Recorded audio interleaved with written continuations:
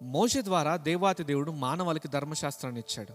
ఈ ధర్మశాస్త్రం ఏం చేస్తుందంటే పాపానికి దూరంగా పరిశుద్ధంగా ఎలా బ్రతకలో అది తెలియజేస్తుంది.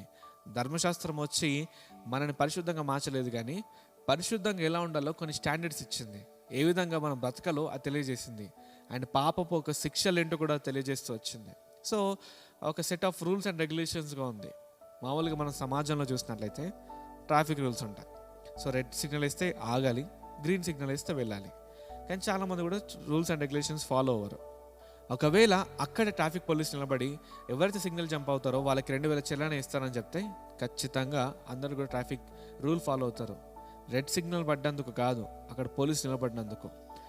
ధర్మశాస్త్రం కూడా ఏం చేసిందంటే ఇంటర్నల్ చేంజ్ తీసుకురాలే, ఎక్స్టర్నల్ చేంజ్ మాత్రమే తీసుకురాగలిగింది. అంటే వాళ్ళని కేవలం కంట్రోల్ చేసే విధంగా మార్చబడ్డది.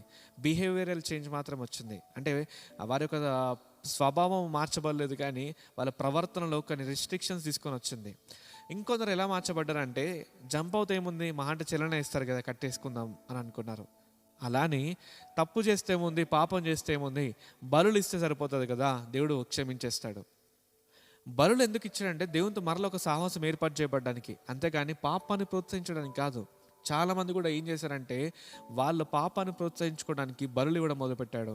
అందుకే బైబిల్ సెలవిస్తుంది కదా, జంతువుల ఒక బలి కూడా పాపాన్ని తొలగించడానికి అసాధ్యంగా మార్చబడ్డదట. అసాధ్యంగా మార్చబడ్డది. ధర్మశాస్త్రం ఫెయిల్ అవ్వలేదు, మనం ఫెయిల్ అయ్యాము.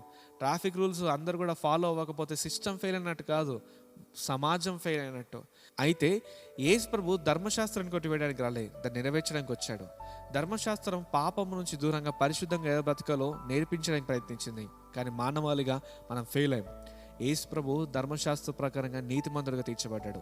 పాత నిబంధన ఏం చెప్పింది? వ్యభిచరింపవద్దని చెప్తే నూతన నిబంధనలో మోహపు చూపుతో కూడా చూడొద్దని చెప్పింది. ధర్మశాస్త్రము ఎక్స్టర్నల్గా ఏం చేయొద్దని చెప్పిందో యేసు ప్రభు వచ్చి ఇంటర్నల్గా ఏం చేంజ్ అవ్వాలో దేవుడు చూపించాడు. కాబట్టి ధర్మశాస్త్రం పాపం అంటే ఏంటో చూపిస్తే యేసు ప్రభు పాపానికి పరిష్కారం చూపించాడు.